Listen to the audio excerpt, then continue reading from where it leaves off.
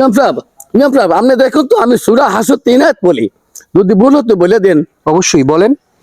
আউযু বিল্লাহিস সামিল আলিম মিনাস শাইতানির রাজিম। আউযু বিল্লাহিস সামিল আলিম মিনাস শাইতানির রাজিম। أعوذ بالله السميع العليم من الشيطان الرجيم.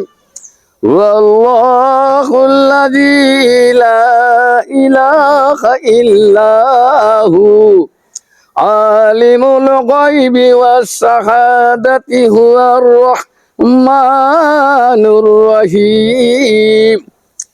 والله الذي لا إله إلا هو الملك القدوس السلام المؤمن المهيمن العزيز الجبار المتكبر سبحان الله عما يشركون. والله الخالق البارئ المصور له الأسماء